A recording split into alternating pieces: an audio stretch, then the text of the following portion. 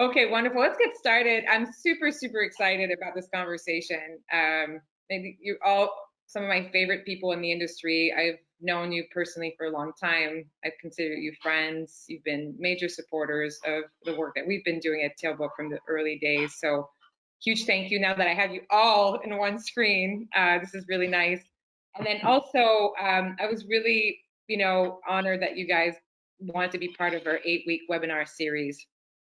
We could have not timed the series any better. We had actually scheduled it before COVID hit, and it just sort of worked out really well that we could transition the discussion online and really be part of that conversation. And then hearing the progression from all of you over the 8-week period was also, I think, a lot of a lot of interest for everyone in our community. And the feedback from the 8-week series was just incredible, overwhelmingly positive. So there's a lot of gem, and the purpose of the 8-week webinar was to talk about the importance of data, to the digital transformation, and giving tools to our community so that everyone is able to build a business case to invest in data. And what we've reviewed through the webinar series is that this one assumption in procurement is that in my view, software was going to fix data, and we're seeing, and more than ever with COVID, that it's not the case. Software companies are not data companies. And so having a good data strategy and a data foundation is really critical. And we provide a lot of data points. So just for anyone who's missed the 8-week webinar series, I highly encourage you to go on our YouTube channel, download the ones that you want to listen. They're all fantastic. And then this is just today a recap, hearing your perspective on the webinar series, some of the key learnings. And then I think in our previous discussion, it was like, what now? Like, what happens from now on? And you're all coming at this with different, unique perspective, from being on the customer side to be working with customers directly. This is my daughter. I am working from home. I did have this speech before, but this is, it's live. So certain things, I gave up control.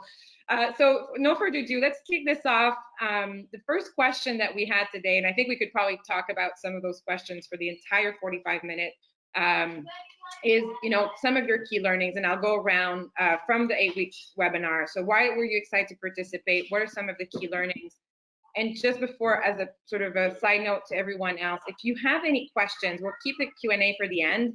We'll give 15 minutes, and the format, you can post your question in the question box. So if you don't want to forget about it, we'll go through those, and then we can also unmute you if you raise your hand in the Q&A so that you can speak live to our panelists. Okay, so let's kickstart. I'd like to start with Chris. Again, just sort of what made you want to be involved in that 8-week webinar series, and what are some of the key learnings from the message that carried through the webinar? Yeah, sure. Like Stephanie, I'm working at home too, and I'm just hoping my dogs don't start barking while we're having a discussion here. But you know what? One of the things that I thought was unique is that the session, it was unique because it was a series of I'll call it interconnected webinars. I haven't necessarily done that before. Typically I'll participate on a webinar. It's on a specific topic for a specific time, and that's it. And one of the things I likened it to is sort of like, I don't know, a lot of folks watch these series on Netflix, and, it all built on each other. And so I thought that was unique in terms of, the 8 weeks that you went through this, that, there's all these different perspectives over time, and there was some building associated with it as well. But in terms of, some of the things that, as I look at the 8 weeks, and, I had an opportunity to review some of the sessions last night as I was putting some thoughts together for the time today. A couple of things. Obviously there was a lot of focus on data, and I think if you listened to any of the sessions, one of the things you would have walked away with was that data is foundational. And one of the things that I think was mentioned by several of the folks during the various sessions was this sort of interplay between software and data. And in some ways, I think it might have been Jeff or Matt, made the comment that, data becomes sort of the enabler and sort of the grease that keeps everything else going. And so really just creating this data lake, something that, Dr. Epstein talked about as well. I think some of the other things that that were interesting over this period of time is that, we talked about experiences as well. I think a lot of times when people look at supply management, looking forward and even where we are today, and it's certainly something that we've done at the Hackett Group for a long time. We've looked at things in terms of the investments you make in the organizations and these capabilities. We also look at the value that we're delivering, but it's also the whole idea of the experience that we're creating. And, as part of that experience, there's this whole environment that we're actually building. And so the idea, and you can actually take a page out of what Amazon has done. I mean, many of these organizations, they started with experience first and say, let's create the right experience, for those stakeholders, for the business, et cetera, and then we'll make it as efficient and effective as possible, going on. One last thing that I would say was, quite interesting, and this really came through in the conversation that again Dr. Epstein was having, and it's something that I've talked about for a bit of time, was this idea of an application. I use the term plug and play, and as we look going forward, seeing more of an environment where you have various capabilities. And I always look at it, I said it's sort of like, I'm going to bring up my phone here. I have my phone here, and I have all these various apps here. One of the things I give an example is I have multiple weather apps. I don't just have one.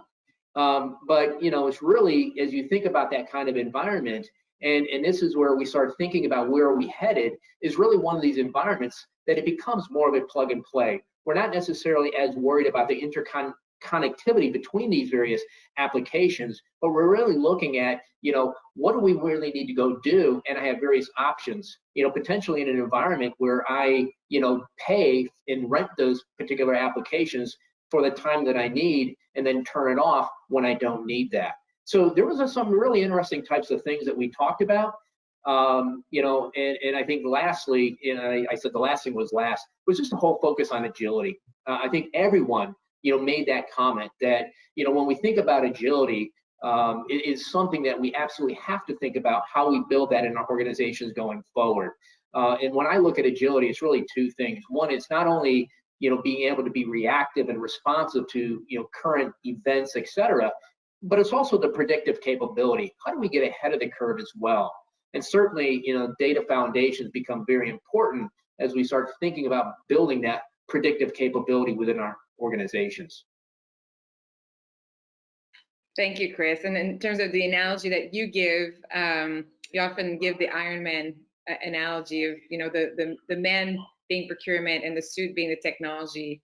And what we talked about is the data being the arc reactor to that. Like, how do you power your technology stack with a good, strong data foundation? I like that image. Yeah, that's actually, and I know that, Tim and Dr. Epstein talked about that, and some of the other speakers as well. It isn't just about the technology, it's the blending of the two. And how do I enable that? I mean, we have a lot of great talent in our organizations, and that's changing over time, but how do we enable that? And, I think it was Jeff that made the comment that, there's certain things that the human mind does very well. And that, when I forgot, he had in his presentation, he showed something being designed, but it didn't necessarily come out by a computer very well, because computers think differently than the human mind. And so when you think about that, you can bring those two together, it becomes very powerful. Yeah, and Chris here is referring to Jeff Peddle, our CTO, who did one of the webinar series you can watch on YouTube. And the feedback on that, it was sort of the best description of AI and machine learning in the context. It was not specific to TealBook, but it gave a really good overview. So I'm gonna go to Dr. Epstein for your thoughts. Call me Eloise, please. I was so formal about it. I felt like I need to be formal too. No. I'm working on my doctorate, and about all the work that I'm going through to do that, I'm thinking maybe I will have people call me doctor. So there's a lot of people. I got 3 more years to go.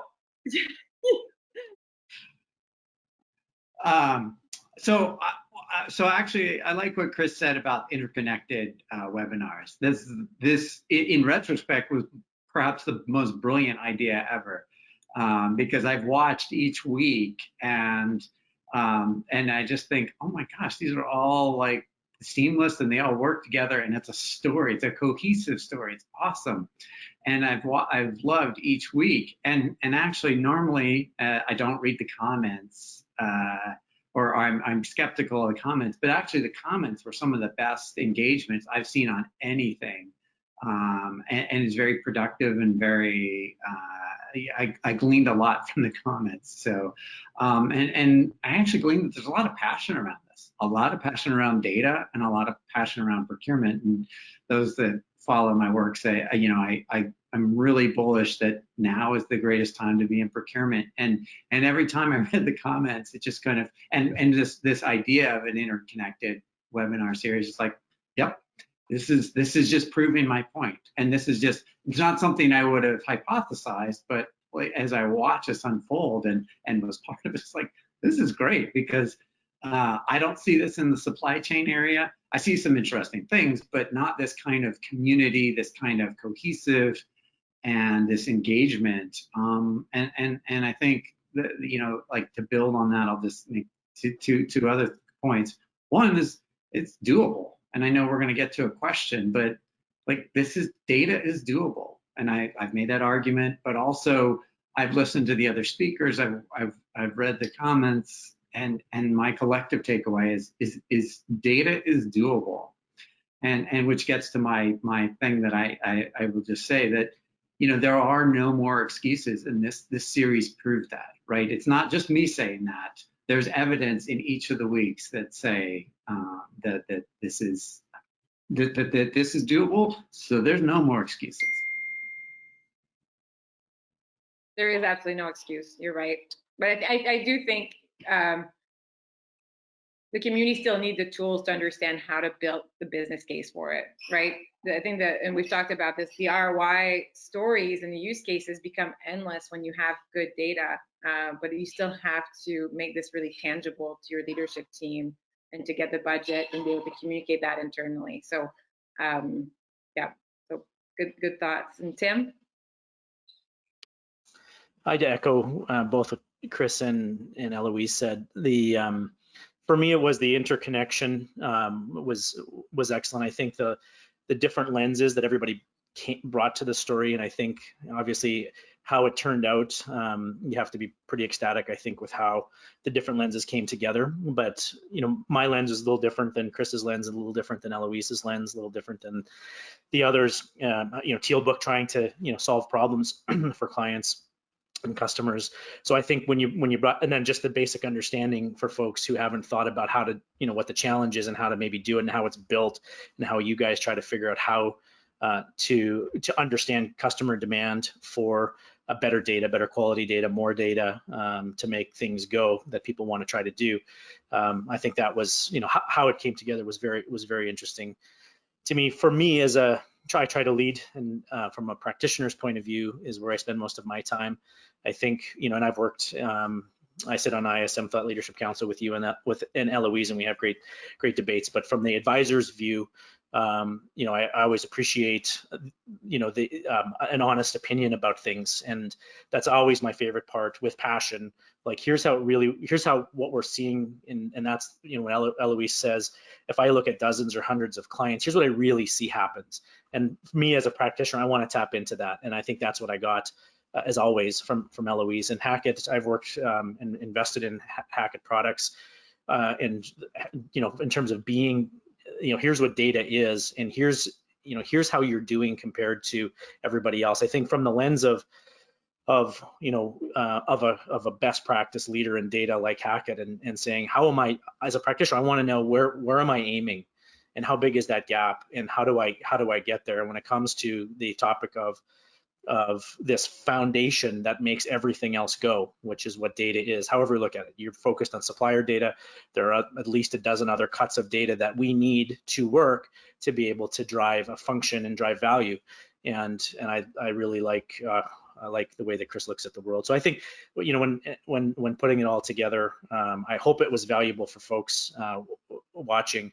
My lens is a little different in terms of what really needs to happen, what really happens in a corporate environment when you're competing for resources and have to perform and have to deliver the value and have to use all these, you know, all of the great ideas. And I echo Eloise. I mean, there's so much dialogue in LinkedIn about, you know, in this space, and you know, we're all trying to work and pay attention to the fast moving conversations, but definitely a lot of passion as well for this. So I appreciated that.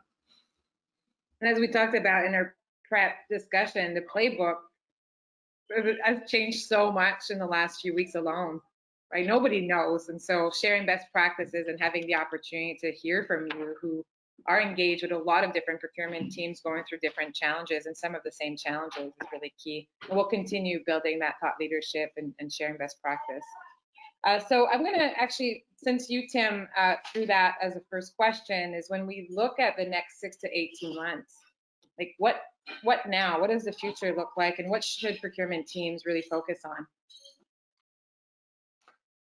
So my perspective is a little bit direct. I think it's as I agree, and I said this in my session. I agree with these with this team here that like this is the time to be in procurement. If you want to add value, if you want to make a big impact in your company, in your space, this is the time to do that. Unfortunately, I strongly believe that there are a lot of leaders and most talent that are not prepared for what is happening. But as we settle out of some of the early surge and settle into a new normal, and then a new normal that's going to form over the next 6 to 18 months and carry for the rest of the decade, the speed at which the business needs help, the expectations that the business is going to have of the function, or the opposite of you being a function is CFO finds way to automate you out because there's no value or no perceived value. So I think we're on this precipice now that you have to figure out very quickly how to do a lot more with a lot less. The resources are harder to get. The easy money is gone to invest in things, or the proof you have to provide to say my investment in TealBook is a good investment. My investment in Ariba is a good investment. There's no wishful thinking here. There are almost, it appears to me, unlimited providers trying to solve problems in the marketplace that can help us. And the scrutiny over those decisions have never been higher, but the speed at which you need to move has never had to be faster. So there's this confluence of things that it takes a certain type of leader, a certain type of team to be able to understand how to navigate all that and make good decisions quickly, serve the business at the same time as lower the cost of your function and improve the effectiveness of your function. So I see this, I had the first and second order effects in the economy on our businesses, on the starting with the customers and record unemployment and customer, when we think about what is the future customer behavior going to be and what is it really going to settle out as, what are people going to want to do, what are they not going to want to do, and what is that going to mean for business? We need to get ahead of that as a function. We have the most data at our fingertips if we know what to do with that. It's knowing what to do with it, how to make meaning of it, how to leverage partners to do it faster if we don't have the in-house capabilities to do that, and start adding value now, even if it's small, and build that momentum. I think there's just so much to figure out. So I look at, I think it's the VUCA world, volatile, uncertain, complex, and ambiguous. That's our world, and not everybody performs well in that. So we got to focus on our leaders, on our teams, and figure out how to make meaning of the data that we do have and how to improve it. I'm seeing Eloise nodding, and I'm hoping you guys just jump in, right? So that I've been in conversation with you guys where we've had some good debate. So don't, I'm being a bit formal about letting you speak, but please jump in. Eloise, tell me it's all crap what I just said. That's what I want. No, I think that's right, and I would take that to the next level, right? Is in practical terms, you got to set up an MVP factory because that's the only way you're going to get the business case and the ROI on the short term, because dollars are scarce. And I'm not sure if I said this or this is sort of kind of evolved since I did my thing, is that nobody's going to spend $5 or $10 million on an Ariba or a Coupa implementation. Doesn't mean they're not worthwhile investments, although I think you all know how I feel about that. But I think like that there's going to be very few dollars for procurement. So you're going to have to be creative. I think and I've said this, if you look at the 100+ vendors out there, all the pricing models are different, and I think that's a reflection that's going to further, stratify as we go forward. So I think you're absolutely right, Tim, that it is all going to be about what we can do now to create savings now. I think, though, that tees up something that that I think two things are happening, and I'm really seeing this in the last few weeks, is that it's okay, we've over-indexed on cost at the expense of risk. So now we're going to go swinging wildly back to get a full visibility into risk, which I would argue that we need to do. But we also have to make sure that we don't over-index, because I can already see it. I can just see everybody just out that way. And so I think it's finding that balance, and it's going to be hard collectively to find what that center is. And because at the same time, and back, Tim, to your point about what are the consumers doing and wanting, I think it's not going to be, we can't lose sight of CSR, right? And sustainability in particular, because if anything, if we've learned anything in the last week, that social issues matter. Right, and in addition to Black Lives Matter, right? And so you know I was going to say that, right? So so I think that you can't be disconnected from what's happening in the world and corporate social responsibility. So if we have cost on one end of the spectrum and risk on the other, like that center has to be anchored around CSR, and I think those three factors are absolutely going to influence the next 6 to 18 months. We're seeing that customer centricity. You know, I'm hearing it a lot. How do you, actually, Tim, you talked about is how do you build the function based on your customers, external customers and internal customers, and you work back from there. And our consumers are asking for, you know, local supply chain, have much more transparency, and how do we respond to that? And the other point is around, you know, risk, but then how do you take action, right? It's one thing to know risk, but then how do you build planning around taking action and allow people to respond to those market changes and those risks as effectively and as fast and as well as possible?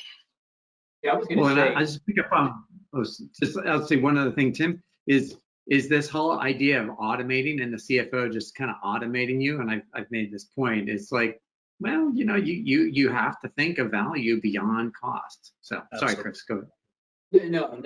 I mean, I would, you know, one of the things that Eloise, you mentioned is this whole balance and, you know, the swing from, you know, cost. And as you look at the way that we've architected our supply chains, you know, a lot of them, and you know, as part of the challenge that we have, that they are located in certain parts of the world, and you have an undercurrent right now occurring, you know, where there are some, you know, considerations in the U.S., you know, with the potential movement away from China, et cetera, and just an attitude.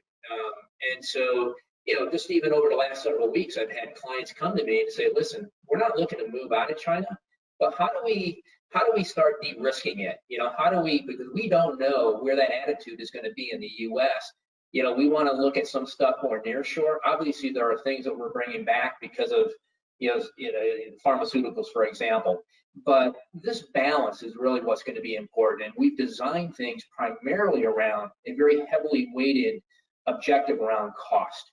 And, you know, what you're seeing is not just the balance with risk, but it's also the balance with agility. You know, the ability to pivot more quickly when something does happen. And so I think we're going to see much more balancing and a more weighting to the risk and the agility, but cost is not going to go away. I think the other thing that, you know, as I look at this, as you asked about the next 6 to 9 months, you know, one of the things that, you know, what was interesting, we just completed a study, and it was a survey looking at supply and demand management. And, you know, one of the things we asked about was digital transformation, and, you know, what do we think people's efforts going forward? You know, one of the things that we saw, and we certainly saw vulnerabilities exposed in the current environment over the last couple of months in a number of different ways. We saw purchase to pay processes breaking down. And I saw more of that. And again, I go back to this, the stress that we put our organizations under was quite extreme. And typically we built processes to deal with an environment that had some variability, but not to the level that we've experienced over the last, you know, couple of months. You know, I saw organizations, you know, specifically, you know, potentially companies that were working on the vaccine that needed a significant increase in the velocity by which they were doing things. and the processes that they put in place were just breaking down too slow.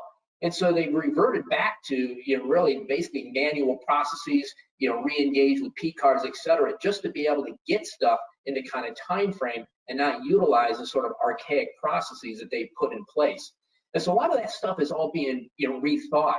So as I look over the next 6 to 9 months, one of the things that organizations are going to be doing is really looking at and saying, what vulnerabilities were exposed during this period of time? Where do we have holes? How do we rethink of this?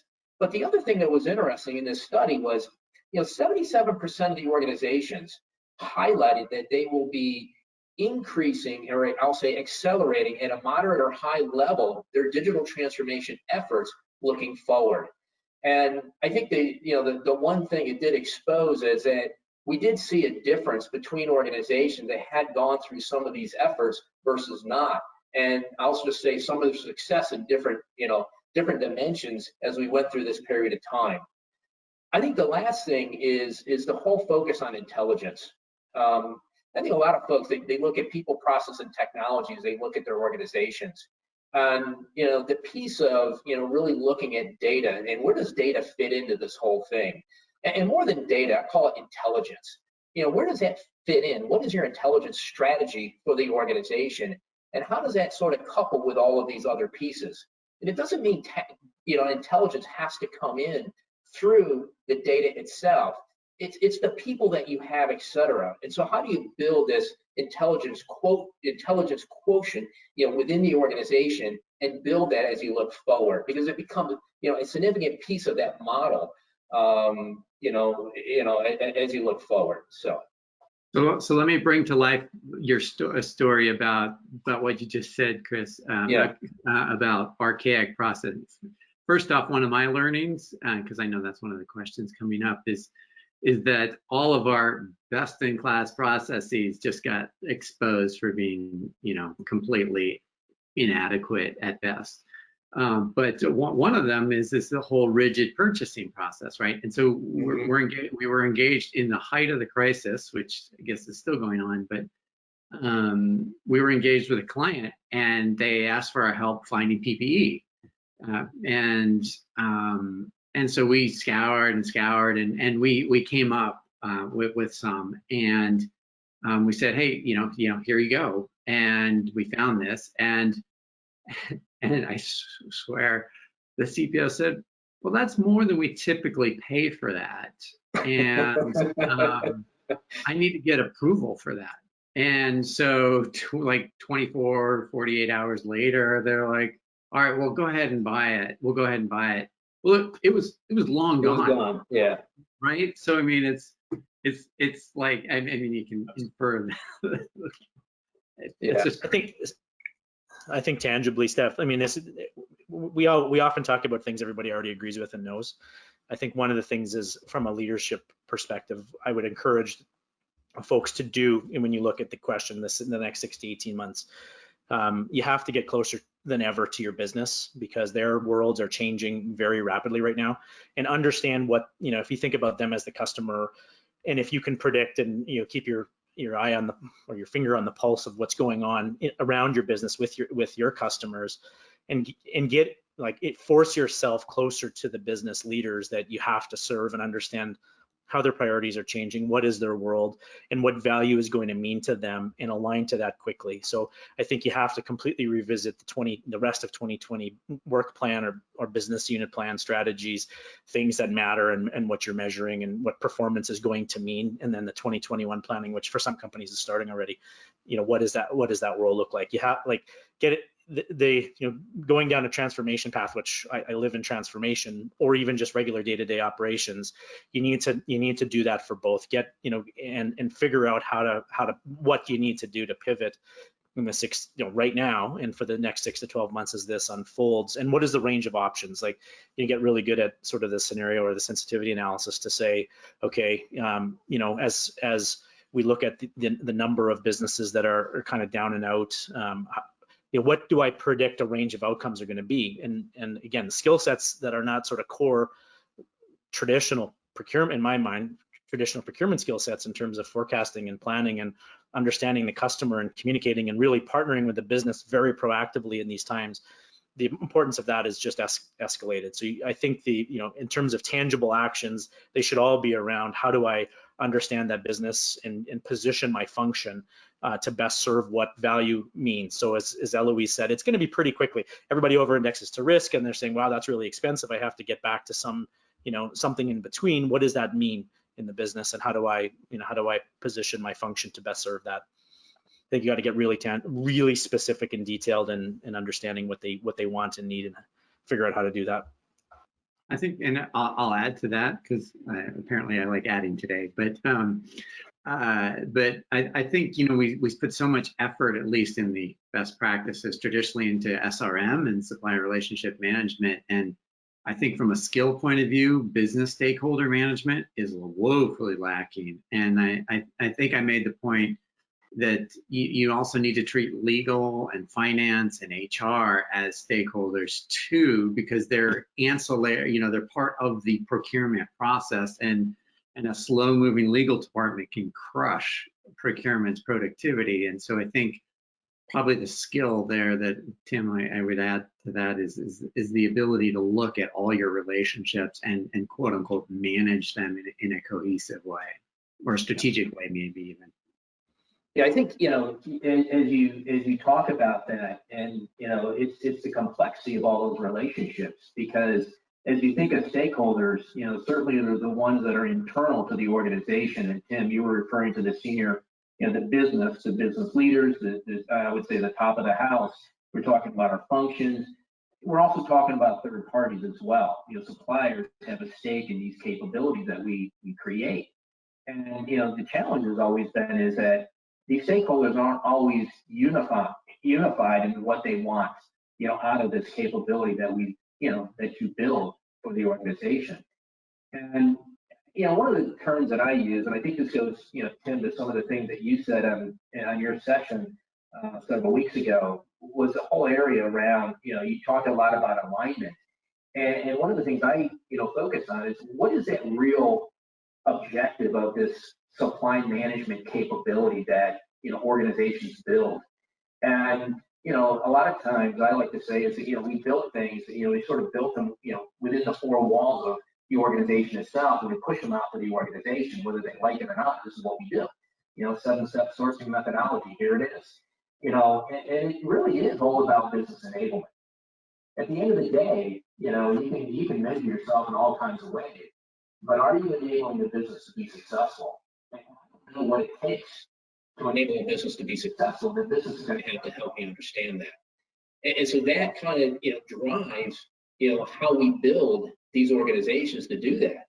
But they have to be done in a way that are agile, because those requirements, those needs, that just like you talk about the current environment, right now you talk about, and I forgot which one of you mentioned that, next 6 months we got to really relook at the business. Has it changed? Has how we go to market, how we will compete, it changed? If it has, what do we have to do now differently to enable their success? It comes to leverage. I think that how you have, sorry, Steph, we'll let you one more. The skill it takes as team members and leaders in the function and team members to understand how to create leverage. So if you have, how do you leverage the internal functions that you need to move you along? How do you leverage suppliers the right way? How do you leverage data? How do you improve it? It's this range of trade-offs that people are not used to having to make, and you have to make them really quickly right now. I think you find different individuals with different skill sets really struggling with that right now. I think people are scared. I was at this event in Europe several years ago, and there was this author. It didn't have to do with supply chain, but there was an author that was talking about, and I forgot. I forgive me for not knowing, who the person was and all that type of stuff. But the whole purpose was this individual had gone around and spoke to all the senior executives, as well as like leaders of countries, prime ministers, et cetera, across Europe. And what they were looking at is, really looking forward. And one of the comments this individual would say is that, it took about an hour until they warmed up. And, as a leader, I'm supposed to be, confident. I'm supposed to feel like I have the control of the situation. But what he found was that as he was talking about these individuals and a lot of these things that are unfolding, is that they were scared. They did not know what to do. And I think that's the, as you sort of peel back, some of this, I think some of us, and, we just don't know what to go do in this current environment. A lot of times we're applying, I'll say, playbooks that we've used for many, many years to the current situation. And it is, to me, it's more uncertain looking forward than it has been. And, this is why I keep on talking about agility, because you have to have capabilities, but because you don't know, you have to have that agility within the organization. And we're going to have to make decisions that, we're going to have to balance, the thing that we're talking about before, risk, cost, et cetera, to allow for more agility. It may cost us a little bit more as an organization to have that ability to pivot versus, just having certainty. Because if I have certainty, anybody can build a model. It's when I don't have that it becomes very difficult. That's how you get automated out. If you apply an old playbook to the new problems today, and it doesn't, you don't understand the customer, you don't understand the value that you have to add or what they're trying to achieve, and it doesn't work, that's completely exposes the function, and that's where it's like, okay, there's no value here. I just want to buy my stuff, and okay, there's no strategic capability here. See you later. I think that is a massive threat to the procurement function in a lot of organizations right now, is trying to take old things and apply them to this situation. It just doesn't work. Yeah, and you see that happening in the environment. It's something that we're comfortable with. And unfortunately, I'm sure you guys see it as well. I mean, you see some of these organizations where they're reverting back and saying, you know what, it's all about cost, and really looking, because they don't understand, they're pulling out the old playbook and saying, let's go execute against that. And, again, you take a function that may have made, 2 steps forward only to take a step back now. When I define agility, to me is having access to information and putting that information into the hands of as many people as possible to allow them to adapt to market changes. If you can truly build an enabling procurement function, I think it was a CPO Cisco, says, to me, success of procurement is to have a fully digitized function where people are able to make decisions with no friction, right? So, but it comes back to data. And it comes to the third question is, we all know, and I think you've all said this in our earlier discussion, is we all know data is a problem. At every conference, I ask who here, has confidence in the quality and the completeness of their supplier data. I'm not talking about transaction or even spend data. I'm talking about data, the completeness of the information that you need to know about your suppliers, because everything you do in supply chain procurement ties back to your suppliers. And everyone laughs. Everyone looks around, nobody raised their hands. And if you ask, raise your hand if you believe that good data is absolutely critical to your digital transformation, everyone raised their hands. And if you ask them who here is invested in a cloud-based S2P or P2P solution, the 3/4 will raise their hands. And I think it always lands to me in this like perfect, like sort of, there's no more to say. But what we can do is help navigate how do we fix this? We all know, we all recognize data as an issue. We laugh about it because it's been such a monumental task in the past. I'd say impossible to do. But how do we go about it to, one, fix it and give the tools to people to know how to fix it and how to use it properly to then, do all the things that we're talking about today. Well, Steph, I do a lot of one-on-one briefings with CPOs or workshops with their teams.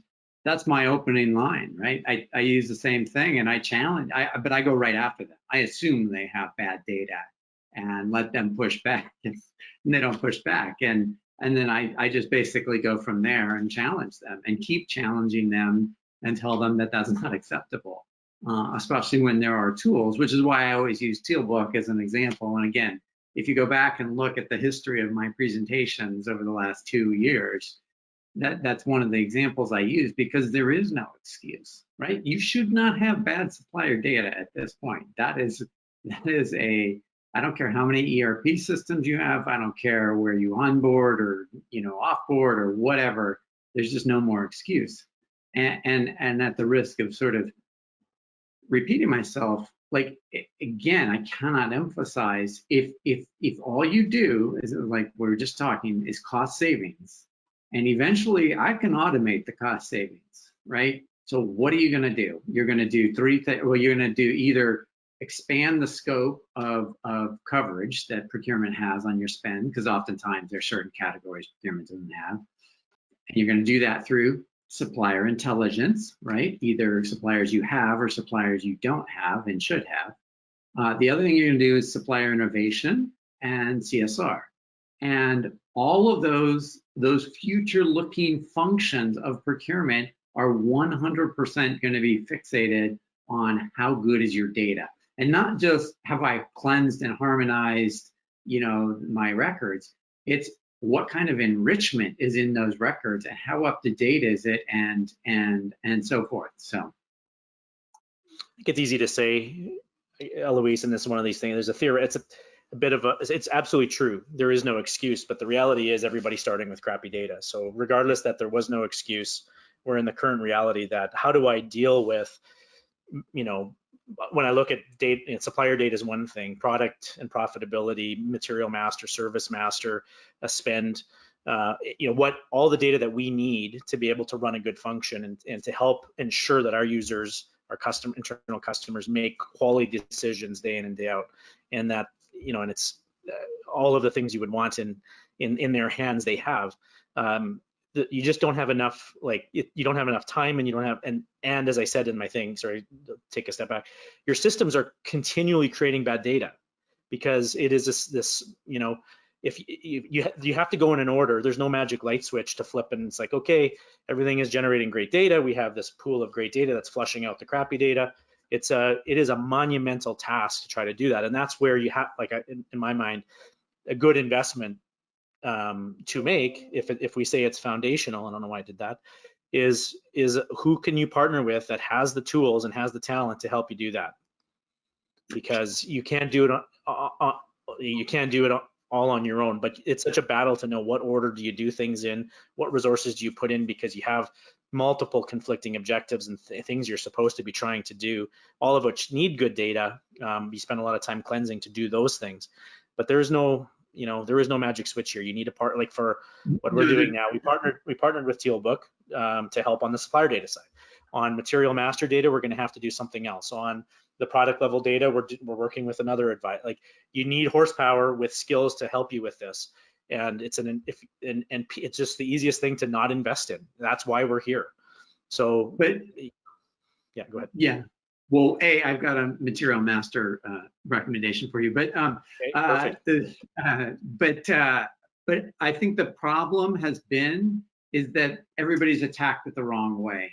They try to do it upstream first and either consolidate the number of ERP systems or fix it upstream, where what you get is this complete, it's like walking through taffy. Right, because you get all these people that are, giving you, they're putting roadblocks. And so if you do what TealBook has built and others and Material Master, is you take it out, you build the data lake, and you work with it to show how, and I'll say quickly and easily, and I don't really mean those terms because it's never quick, it's never easy, but how logically it can happen. And then you can start to then feed it back upstream, because you're right, Tim, it does continue to create data, but you need to sort of show, and the fact that you can do these MVPs show very quickly that, hey, if you amassed it all, look at the variations we have in material, right? And this is a great one. And then you can start to harmonize that and actually intelligently, in a data-driven way, say upstream, you're going to do X, Y, and Z. And if not, and if the ERP system can't handle it because it's constrained to 25 characters and you need it to be 50, well then you can fix it downstream. But so often we have fallen into the trap of we gotta it's an ERP problem, but that's just never cost efficient. One of the things I even go up, a little bit further back, and when I don't see organizations having, as I was saying before, is they focus on people, process, and technology, and some other components, but a vision for what data is, for the organization, and if you can't even sort of describe what that is, it's very difficult to put any kind of plan in place. And so, what does data look like today, and what is it going to look like, a year, 2 years from now? And you talk about data lakes, et cetera, but what is that? I think a lot of organizations, they do their spend analytics and they say, well, that's my data, right? But there's not a comprehensive, strategy and, sort of vision around this. But, I think what's that? It's a great point, because oftentimes that's what I'll throw at IT, because when they're throwing roadblocks, I'll say, well, why don't you tell me what the data is that, and they'll look at you like, no, you're supposed to tell us. I'm like, right. That's absolutely true. Absolutely true. Yeah. It's really hard on people. I think that's one of the things, that the data problem, because you're trying to run a function, you're trying to provide service, you're trying to do, probably a dozen or 100 things at once that rely on the data, and people have to do backdoor things to figure it out so that they can execute what they need to execute, while at the same time, you put your best people on hard problems. So they're out trying to do that, and it's like, okay, we need to cleanse this, and we have a good data strategy, but running the business, transforming while transforming your data, doing that all at the same time is incredibly hard on people, because it's, as you can imagine. So I think there are a lot of things hard on people in transformation, and are going to be hard on people going forward. And that's where it makes sense, making a really good investment in partnering with somebody that you can get really good leverage from is a huge opportunity. And I think it's really important to know what those right investments are to make. And I mean, the MVP model is a great one. What do you? I'll leave it there. We see this as prioritizing the use case, and what I think is important for our customers is what are the CFO or the CEO talking about, right? If you relate it back, what are their top priorities, and if you can find solution, and then at the same time, to your point, what is your internal customers are dealing with, and what's their priorities? If you're able to build solutions around that, but having data visibility up front to be able to turn the light on to your supplier base, and answer those basic questions that you should be able to answer, but you can't right now, even if you've invested millions of dollars in software, is key to, getting that visibility, seeing the opportunities, be able to take action. And there's no easy work, right? And we know that was a big topic of what we talked about before in our last discussion. So we have other questions. I knew this was going to happen. I'm like, I could just throw one question and we're going to get going, and we're already running out of time.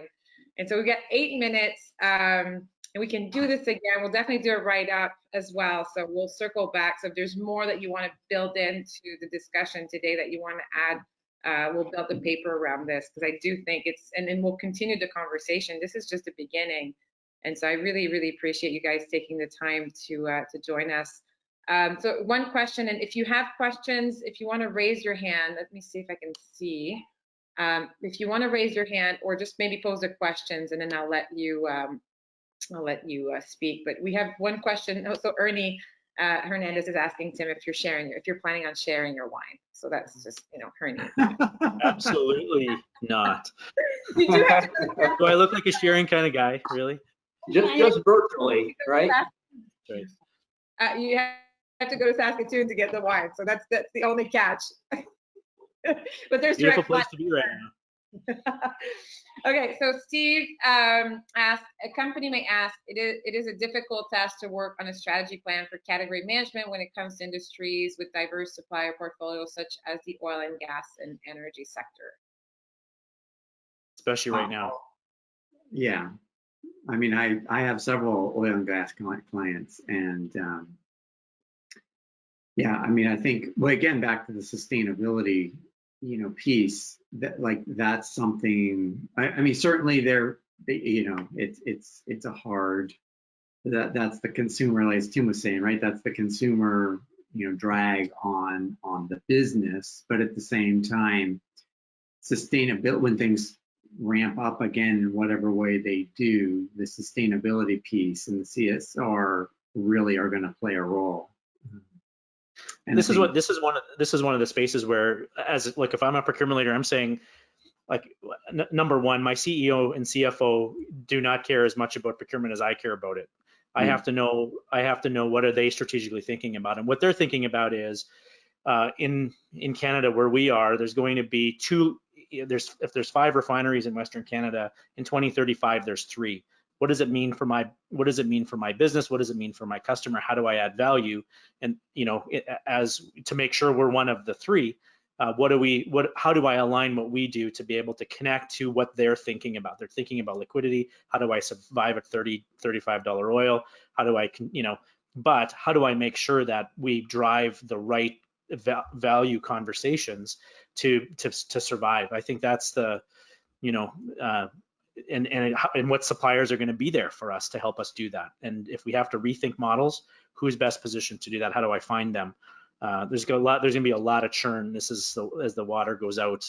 There's a lot of suppliers not going to be around in oil and gas that have been. Yeah, actually, what I'm seeing is we do a lot of work in oil and gas, and we're actually seeing, and I think I used the term compassion before, in terms of some of these supply chains being much more collaborative and working together, and we have seen that in oil and gas as well, in terms of some of the supply chains coming together, potentially with some of their contractors, where it's more labor based, and saying, what, we're going to work. We know this is a difficult time. There's going to be no margin. We're just going to keep the lights going because it's a critical supplier to them. And we're going to cooperate and try to make things work because we got to keep the viability of the supply chain going forward. Not every supplier, but at least those ones that you look at and say, when there is a restart, and depending on how fast that happens, am I ready to go do that?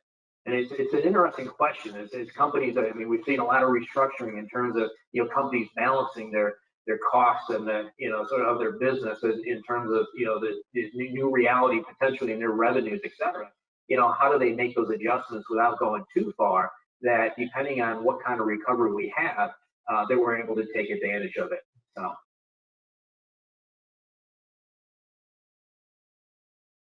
Every sector, this is not just oil and gas, this is all sectors. And we've heard some terrible things coming out of, our suppliers who've been, not paid and they needed that cash, or just told them that, suddenly whatever they were producing is not going to be now needed, or, a lot of relationship have been destroyed through this long-term relationship, and the repair will be another interesting topic to be had.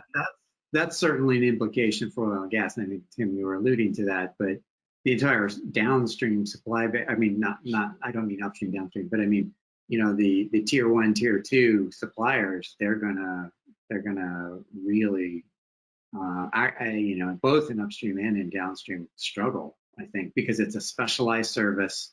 It's, and it's going to be hard to restart that industry. Retail's been hit equally like that. Well, consumer discretionary has been wiped out, and that's just, this is the fundamental that's going to drive, there's no new normal. The new normal looks very different than the old normal, and how do you best anticipate how to add value there? I think it's so industry specific, I think, to the point. Yeah. Well, you could probably have this discussion on each industry, because there's going to be certainly a bifurcation of because if you're in healthcare right now, your outlook, you might be under duress, but your outlook looks pretty good. So. If you're in data and digital and tech and automation, I think you're in a good space. What I find interesting, I think supply chain visibility, supply chain data. We've seen, we more than doubled our pipeline in the last 10 weeks. We're still seeing how that convert into revenue, because budgets are, so we're adapting and finding different ways that we can get in the door and help our customers build a business case for investing in data early. And the other thing that's encouraging is I'm invited right now to speak at a lot of different events that are non-procurement related. My law firm, IP law firm, just invited me to present to executives of all their customers talking about supply chain and what are the trends. And that to me is encouraging, that CEOs and CFOs and CIOs are going to start really caring about data, caring about supply chain, and that ties into procurement. And if procurement can show the value of how it enable the supply chain and enable all the other functions, I think we position ourselves as a procurement function to be a strongly valued add partner. If we stay in the antiquated ways of doing things, we're just going to get in the way.